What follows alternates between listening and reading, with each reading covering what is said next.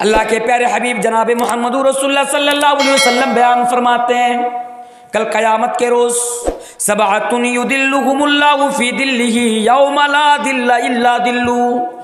7 तरह के लोगों को, 7 किस्म के लोगों को, 7 प्रकार के लोगों को अल्लाह तबारक व ताला सूरज की गर्मी से बचाकर अपने अर्श के साए तले जगाता फरमाएगा। और नौजवानों, मेरी माँ और बहनों, इस हदीस को सुन लो। अल्लाह के प्यारे हबीब बयान फरमाते हैं, कल क़यामत के रोज़ अल्लाह के अर्श के अलावा कोई दूसरा साया न होगा। तो अल्लाह तबारक व तआला 7 तरह के लोगों को अपने अर्श के साए तले जगाता फरमाएगा। ओ मेरे भाइयों, मैं उस दिन की बात कर रहा हूँ। आज आप सुबह में देखेंगे कि जब सूरज निकलता है, आज ये दिन के उजाले में जो हम सूरज देखते हैं अपने सर के ऊपर, ये आज हमसे और आपसे लाखों मील की दूरी पर है, करोड़ों मील की मुसाफत पर है। लेकिन ये सूरज कल क़यामत की रोज़ ये 1 मील की दूरी पर आ जाएगा, या एक हदीस के मुताबिक 3 मील की दूरी पर आ जाएगा। नफ्सी नफ्सी का आलम होगा। वो माज़मपुर के नौजवानों, वो माज़मपुर के लोगों, सुनो, वो क्या मंजर होगा। अल्लाहु अकबर। क्या आज दुनिया के अंदर सूरज इतनी मुसाफत पर है, इतनी दूरी पर है, उसके बावजूद भी हम और आप सूरज की गर्मी से बच नहीं पाते हैं, सूरज की गर्मी से परेशान हो जाते हैं, सूरज की गर्मी से बेहाल हो जाते हैं। लेकिन याद करो और नौजवानों, कल क़यामत के दिन यही सूरज बिल्कुल हमारे सर के ऊपर आ जाएगा, हमसे बिल्कुल करीब आ जाएगा। और अल्लाह के नबी फरमाते हैं, ऐसे दौर में और उस वक्त, यानी उस वक्त में, उस टाइम में लोग सूरज की गर्मी से बेहाल होता हुआ नजर आएगा, परेशान होता हुआ नजर आएगा। तो अल्लाह तबारक व तआला 7 किस्म के लोगों को अपने अर्श के साए तले जगह अता फरमाएगा। उन 7 किस्म के लोगों में से एक किस्म के लोग वो होंगे, कौन होंगे? शाबुन नशा फी इबादतिल्लाहि ताला। वो लोगों, वो नौजवान होंगे जिसने अपनी जवानी को अल्लाह तबारक व ताला की इबादत में गुजारी हो। ओ नौजवानों, जरा इस हदीस को जरा याद रखो।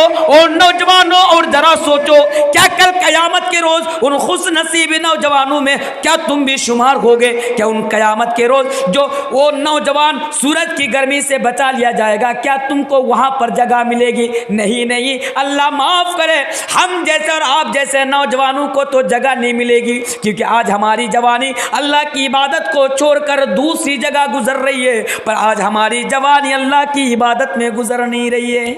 नौजवानों सुनो, अगर जगह पाना चाहे तो अपनी जवानी को यूं ही बर्बाद ना करो, यूं ही तबाह ना करो, बल्कि अल्लाह तबारक व ताला की इबादत में लगा दो। इंशाअल्लाह तुम्हें भी वहाँ पर साया मिल जाएगा। बोल इंशाअल्लाह। तो अगर चाहते हो तो ऐसा करो। अब आगे बढ़िए जल्दी जल्दी। मैं 4-5 चीज़ें आप लोगों के सामने रख दूँ कि समाज के अंदर, मुआशरे के अंदर जिस नौजवानों के बारे में बता रहा था, उन नौजवानों का क्या किरदार होना चाहिए।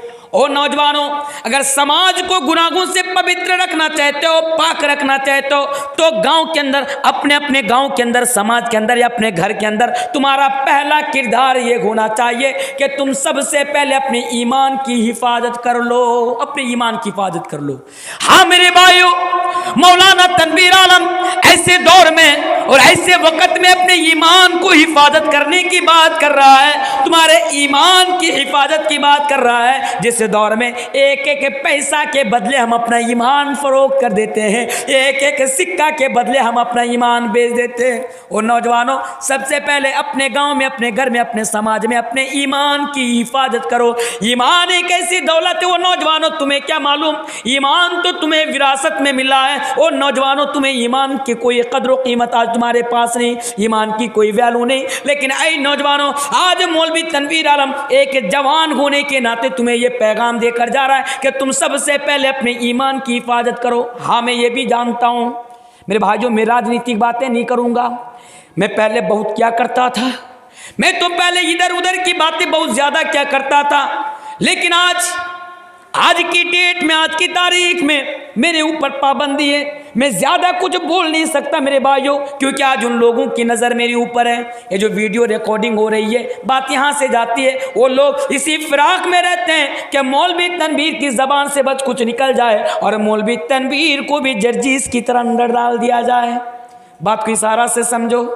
आज कितने ऐसे नौजवान हैं नेताओं के पीछे चमचागिरी करते करते, नेताओं की चमचागिरी करते करते नेताओं की तरफ अपने ईमान को बेच दे रहा है। आज कितने ऐसे नौजवान हैं जो इस हालात का मुकाबला न करते हुए अपने ईमान का सौदा कर दे रहा है। वो हदीस भी मुझे याद आ गई, अल्लाह के प्यारे हबीब जनाब मोहम्मद रसूलुल्लाह सल्लल्लाहु अलैहि वसल्लम ने बयान फरमाया था कि एक ऐसा दौर अभी आएगा, एक ऐसा ज़माना भी आएगा कि लोग पैसे के बदले में, शोहरत के बदले में अपनी ईमान को बेच देगा। वह यबीउ दीनहु बिअर्दिम मिनद दुनिया। और आज तो मैं अपनी आंखों से देख रहा हूँ, हाँ मेरे भाइयों, आज टेलीविज़न में जब न्यूज़ देखता हूँ, आज जब अखबारात वगैरह पढ़ता हूँ, जब मोबाइल के ज़रिए से न्यूज़ वगैरह देखता हूँ, तो सुनने को ये मिलता है, ये खबर आती है कि फ़ला जगह दो मुस्लिम नौजवान इस्लाम छोड़ दिया, फ़ला जगह दो मुस्लिम नौजवान इस्लाम छोड़ दिया। यकीन मानिए बड़ा अफसोस होता है, बड़ा दर्द होता है, बड़ी तकलीफ होती है जब ये खबर कान के अंदर आती है कि कोई मुसलमान इस्लाम को छोड़कर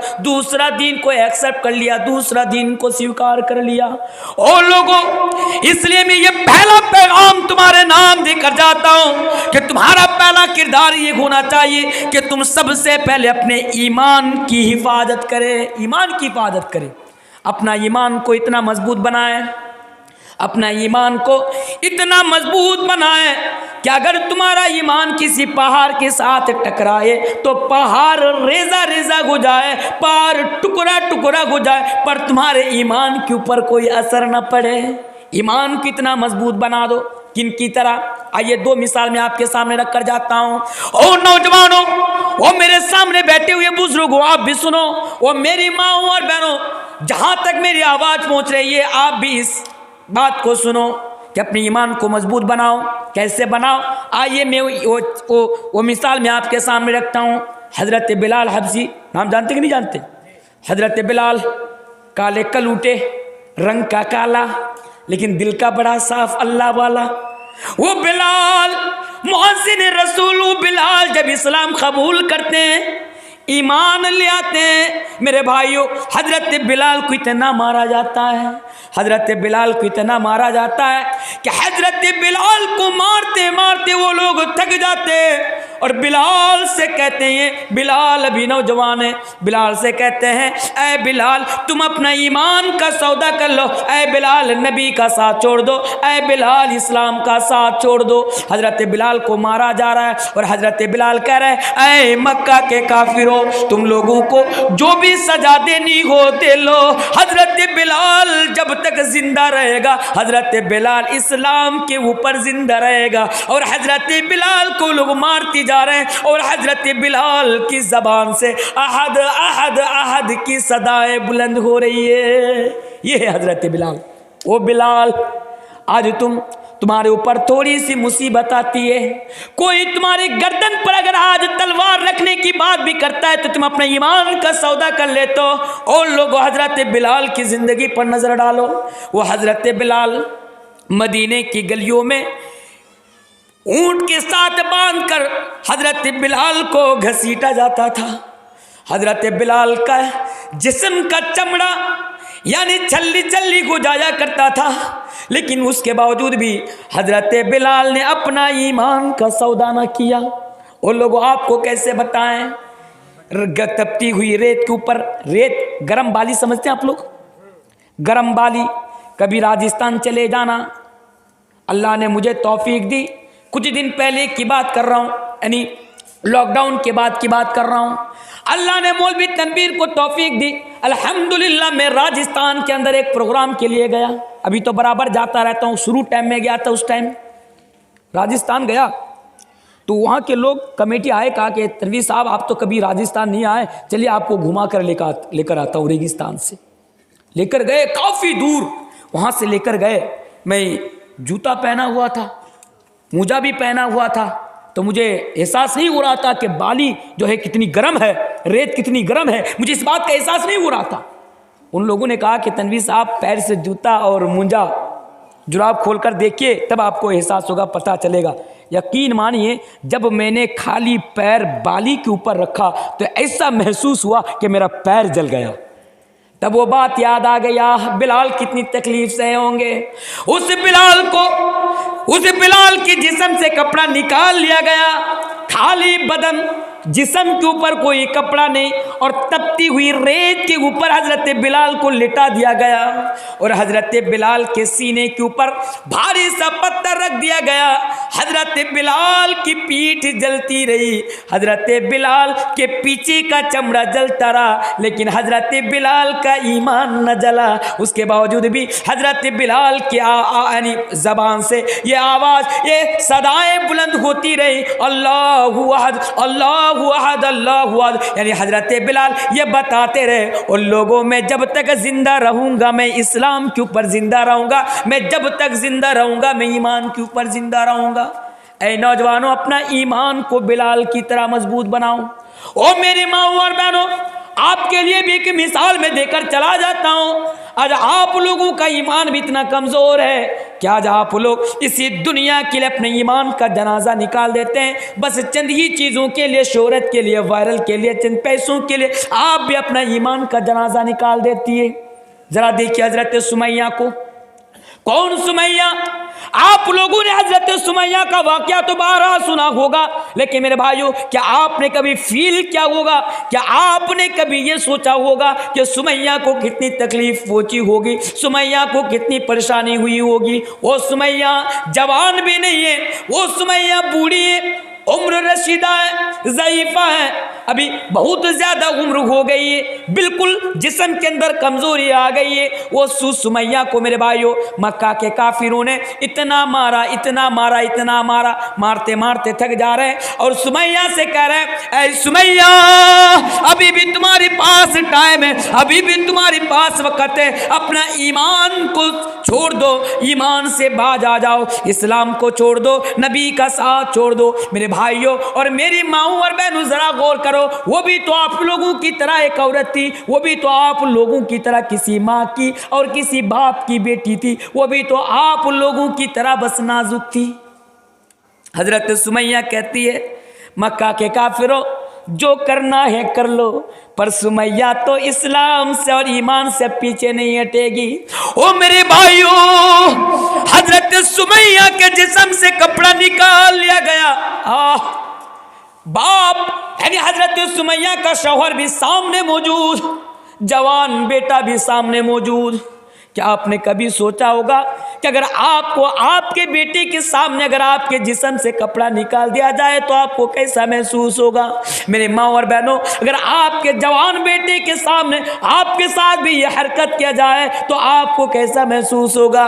लेकिन हजरत सुमैया की ईमान पर कुर्बान जाइए, हजरत सुमैया को बेटे के सामने भी, शौहर के सामने भी और लोगों के सामने भी हजरत सुमैया के जिस्म से कपड़ा निकाल लिया जाता है, हजरत सुमैया के जिस्म से कपड़ा खोल दिया जाता है और एक पैर को एक ऊंट के साथ बांध दिया जाता है, दूसरा पैर यानी दूसरी टांग को ऊंट के दूसरे पैर के साथ बांध दी जाती है।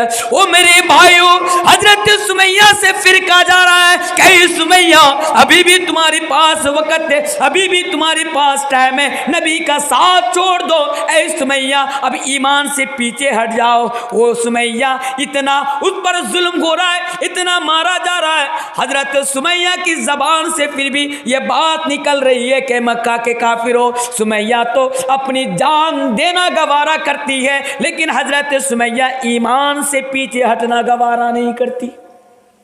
वो ऊंट को दोनों तरफ फैला चला दिया गया, एक ऊंट इधर चल दिए, एक ऊंट इधर चल दिए। हजरत सुमैया रज़ी अल्लाह तआला अन्हा को बीच से उसके जिस्म का दो हिस्सा कर दिया गया, हजरत सुमैया के जिस्म का दो टुकड़ा कर दिया गया। हजरत सुमैया शहीद तो हो गई, हजरत सुमैया कुर्बान तो हो गई, लेकिन हजरत सुमैया ने अपना ईमान का जनाजा ना निकाला। इसलिए इस दौर में, इस वक्त, इस दौर में जब चारों तरफ आज दुश्मन हमारा और आपका ईमान लूटना चाहता है, हमारा ईमान के ऊपर डाका डालना चाहता है, इसलिए तो मैं ये पहला पैगाम देकर जाना चाहता हूँ, और लोगों हालात जो भी आ जाए, सिचुएशन जो भी आ जाए, पर अपना ईमान का जनाजा ना निकालना। बोलिए इंशाअल्लाह। अगर कोई ये भी बताता जाऊं ऐसा हो रहा है, आज हमारे कुछ भाई ये नारा लगा रहे हैं, ये कह रहे हैं अगर हिंदुस्तान में रहना होगा तो हिंदू बनकर रहना होगा। अगर हिंदुस्तान में रहना होगा तो मूर्तियों के सामने सजदा करना होगा। कह रहे कि नहीं कह रहे मेरे भाइयों? अगर ऐसा टाइम आ जाए, अगर ऐसा वक्त आ जाए कि आपकी गर्दन पर तलवार रख दी गई और कहा जा रहा है कि अपना ईमान का जनाजा निकाल दो, अगर हिंदुस्तान में रहना है तो इस्लाम को छोड़ दो, क्या आप छोड़ देंगे? नहीं मेरे भाइयों, जान जाती है चले जाने देना। मेरे भाइयों, जो आपके ऊपर होता है वो जाने देना। दुनिया में बस सब्र कर लेना और ईमान के ऊपर साबित कदम रह जाना। इंशाअल्लाह इसका हमें और आपको बदला जरूर मिलेगा। चलिए, पहली चीज हुई। दूसरी चीज, समाज के अंदर, माशरे के अंदर, सोसाइटी के अंदर, गांव के अंदर या घर के अंदर नौजवानों का क्या किरदार होना चाहिए? मेरे भाइयों, दूसरा किरदार ये होना चाहिए कि आज हमारे नौजवानों के पास, जब आज जवानी है तो जवानी के यानी जवानी के चक्कर में वो वक्त की अहमियत को भूल गया है। आज जवानों के पास वक्त की कोई वैल्यू नहीं है। कोई वैल्यू है? कोई वैल्यू नहीं। क्रिकेट खेलकर अपनी जवानी को बर्बाद कर रहा है। आज जवानों के पास वक्त की कोई अहमियत नहीं। आज हर नौजवान के हाथ में ये मोबाइल फोन है। दिन के 24 घंटे के अंदर यानी 24 आवर्स के अंदर, मैं एक ही दिन की बात नहीं कर रहा हूं, एवरीडे, हर रोज कम से कम 15 घंटा तो मोबाइल में बर्बाद कर दे रहा है। कर रहा है कि नहीं कर रहा है? रात के 2-2 बजे, रात के 3-3 बजे मोबाइल में ऑनलाइन रहते हैं, रील्स देखते हैं, वीडियोस देखते हैं, पता नहीं क्या क्या करते हैं, एक दूसरे से चैटिंग करते हैं। और नौजवानों, आज तुम्हारे पास वक्त की कोई वैल्यू नहीं है, आज तुम्हारे पास वक्त की कोई अहमियत नहीं है, लेकिन समाज में तुम्हारा दूसरा ये अहम किरदार होना चाहिए कि तुम वक्त की अहमियत को समझो और वक्त की वैल्यू को समझो। इसीलिए तो मेरे नबी ने बयान फरमाया, ओ लोगो निअमताने मगबूनुन फीहिमा कसीरुम मिनन्नास। अल्लाह के प्यारे हबीब बयान फरमाते हैं, लोगों के पास 2 ऐसी नियामत है। लोगों, हदीस को सुनो। अल्लाह के नबी बयान फरमाते हैं कि लोगों के पास 2 ऐसी नियामतें हैं कि लोग उसकी कदर नहीं करते, लोग उनकी वैल्यू को नहीं समझते, लोग उनकी इंपॉर्टेंस को नहीं समझते, लोग उनकी अहमियत को नहीं समझते। आज 2 ऐसी नियामत अल्लाह के नबी बयान फरमाते हैं कि 2 ऐसी नियामत तो है लोगों के पास, लेकिन उसकी कदर नहीं करते। फिर अल्लाह के नबी बयान फरमाते हैं, लोगों, अगर वो 2 नियामतें तुम्हारे पास मौजूद है, उसकी कदर कर लिया करो। वो 2 नियामत क्या क्या है? अल्लाह के नबी बयान फरमाते हैं, अस्सिहत वल फराग। ओ लोगों, अगर आज आपके पास तंदुरुस्ती है, अल्लाह ने आपको बड़ी बड़ी बीमारियों से बचा के रखा है। मेरे सामने बैठे हुए बुजुर्गों, आप भी इस हदीस को सुनिए। मेरी माँ बहनें, आप भी इस हदीस को सुनिए। अगर आज आप सेहतमंद है, तंदुरुस्ती की हालत में दुनिया के अंदर जिंदा है, अगर आज अल्लाह तबारक व तआला ने आपको बड़ी बड़ी बीमारियों से बचा के रखा है, अगर अल्लाह ने आपको कैंसर की बीमारी से बचा के रखा है, पैरालिसिस की बीमारी से बचा के रखा है, मेरे भाइयों, अगर आज आपके जिस्म के अंदर ताकत है, क़ुव्वत है, तो आप ज़्यादा से ज़्यादा अल्लाह की इबादत कर लिया कीजिए। आप ज़्यादा से ज़्यादा नेकी का काम कर लिया कीजिए। एक ऐसा टाइम भी आएगा, एक ऐसा ज़माना भी आएगा कि जब अल्लाह तबारक व तआला आपको किसी बीमारी के अंदर मुब्तला कर देगा, आप तो चाहेंगे कि मैं मस्जिद में जाकर सजदा कर लूँ, लेकिन आपके जिस्म के अंदर वो ताकत नहीं रहेगी। उन लोगों, इसलिए तंदुरुस्ती को गनीमत जानो और इस तंदुरुस्ती को अल्लाह की इबादत में लगा दो। और 2 चीज़ अगर आज आपके पास, और दूसरी चीज़ अगर आज आपके पास टाइम है, सुनो, अगर आज आपके पास टाइम है, अगर आज आपके पास वक्त है, तो ओ लोगों, ओ नौजवानों, वो मेरी माँ और बहनों, अपना टाइम को, अपना वक्त को यूं ही बर्बाद ना करो। अपना वक्त को यूं ही बिला जगह, यानी जहाँ पर ज़रूरत ना है वहाँ पर स्पेंड मत करो, बल्कि उस टाइम को अच्छे काम में लगा दो, उस टाइम को अल्लाह की इबादत में लगा दो। तो मेरे भाइयों, पता ये चला कि आप वक्त की अहमियत को समझे। देखिए, इस्लाम के अंदर ना वक्त की बड़ी अहमियत है।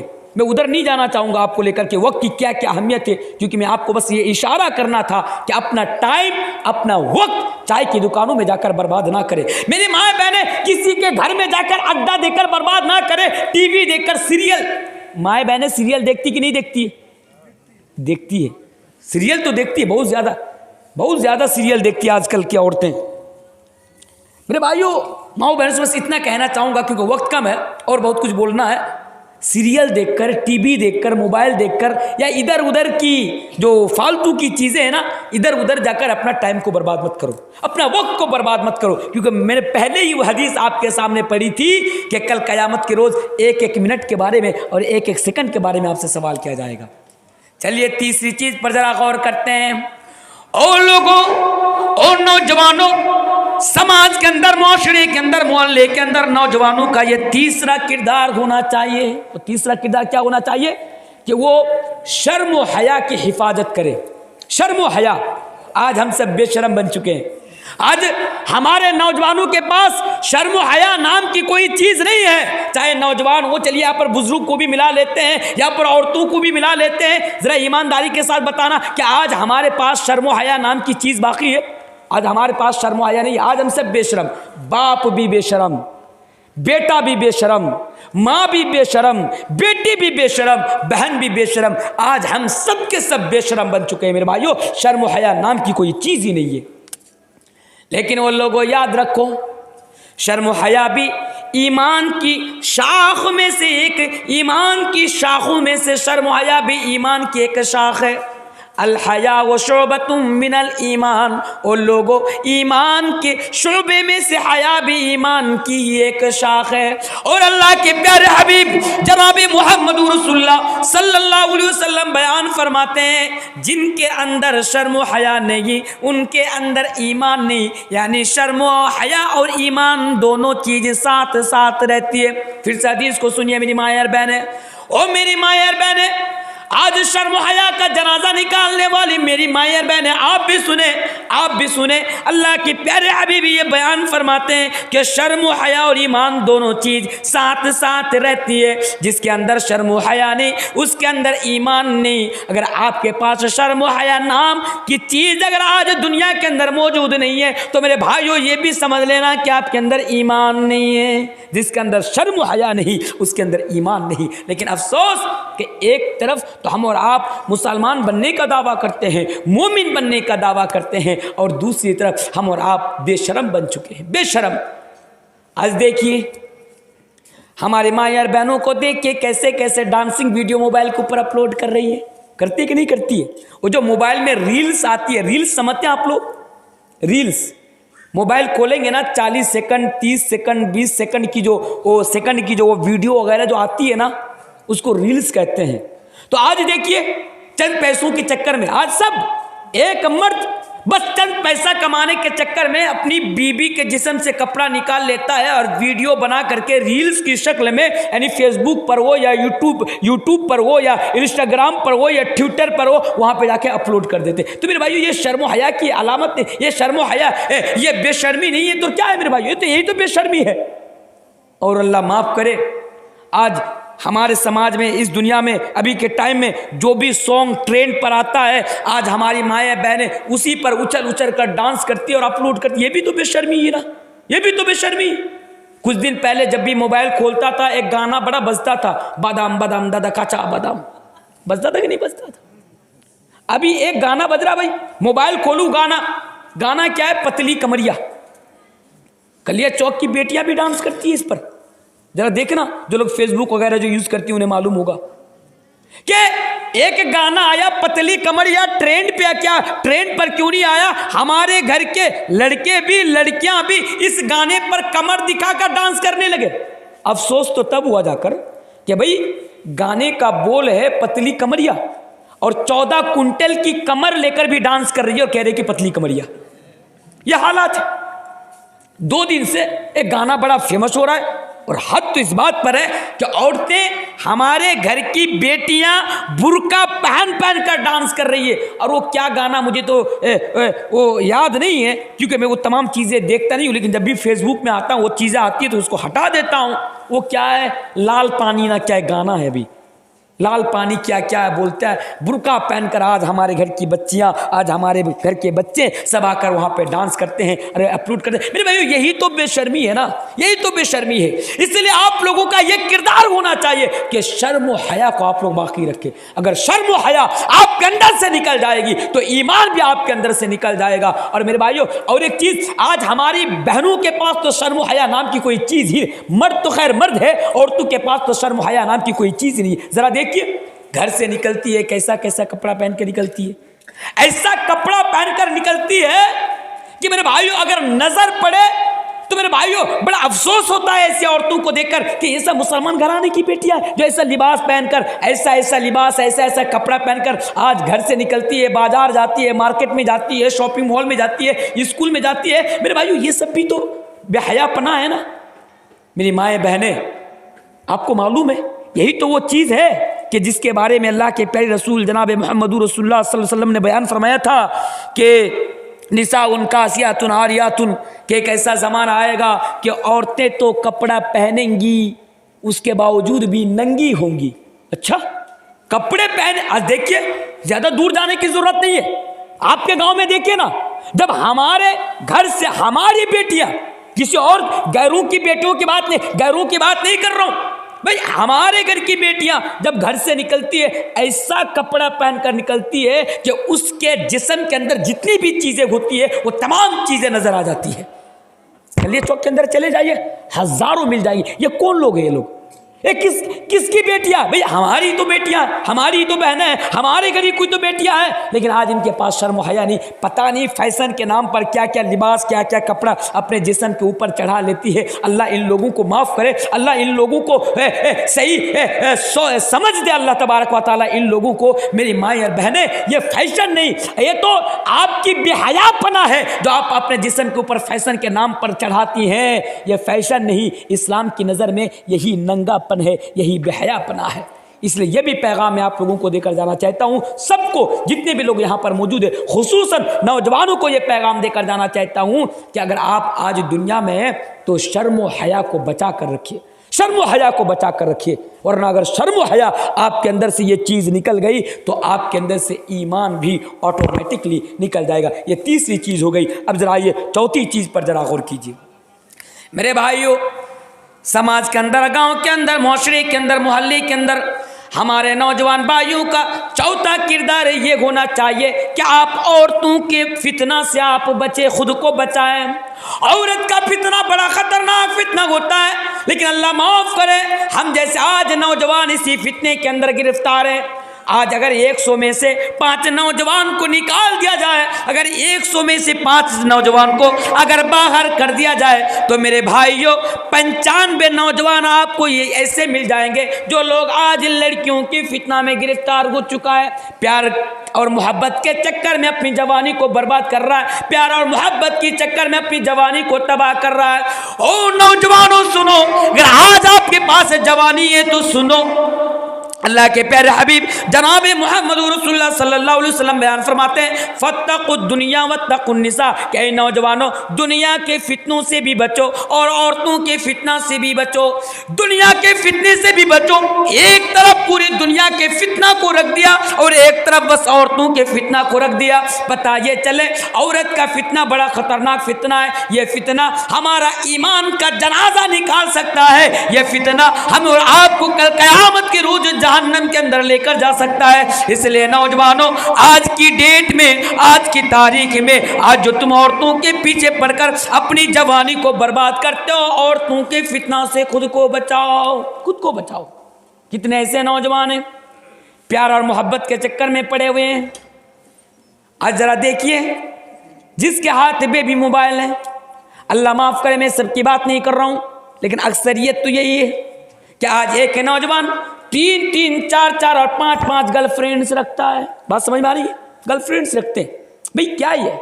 ए नौजवान, अगर जवानी पर कंट्रोल नहीं, और हाँ, और एक बात बता के जाऊं, ये जो प्यार और मोहब्बत है ना, जिसके जाल में आज हमारे नौजवान फंसे हुए हैं, मेरे भाइयों, ये प्यार मोहब्बत इतनी ख़तरनाक चीज़ है कि यही तो मोहब्बत है जो आज ज़िनाकारी का दरवाज़ा खोल देती है। यही तो मोहब्बत है। कहाँ की बात करूँगा मैं आपके सामने? दिल्ली की बात करूँगा। मैं दिल्ली में तो कई साल तक रहा हूँ, मैं दिल्ली के बारे में जानता हूँ अल्हम्दुलिल्लाह। मुंबई जैसे शहर में मैं रह चुका हूँ, मैं कई मरतबा जा चुका हूँ। मैं उधर की बात नहीं करूँगा, मैं आपके इलाके की बात करूँगा। और ज़रा देखिए, कि आज मोहब्बत, प्यार, इश्क, मेरी माए बहनें आप भी सुने जिसको भालोबासा कहते हैं। भालोबासा छड़े बाचा जाए ना, नहीं बोलो ना, भालोबासा छड़े बाचा जाए ना। निकाह से पहले की बात कर रहा हूँ, बाद की बात नहीं कर रहा हूँ।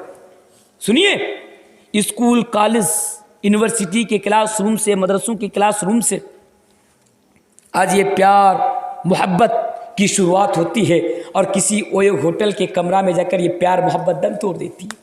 ज़्यादा दूर नहीं भाई, पहले एक दौर था, एक ज़माना था कि जब लोग एक दूसरे से प्यार करते थे, मोहब्बत करते थे, तो वो लोग कभी कभार बात करते थे, कभी कभार मिल लेते थे, या गलत काम करने के लिए कभी कभार तो उन लोगों को जगह भी नहीं मिलती थी। लेकिन आज तो इतना आसान हो गया गलत काम करना कि आज लड़का लड़की एक दूसरे को डेट कर रहे हैं। भाई चलो आज होटल से घूम कर आते हैं, होटल में जाओ, 1 घंटे के लिए कमरा आपको फ्री कर देते हैं, कुछ पैसा दो, कमरा आपका नाम।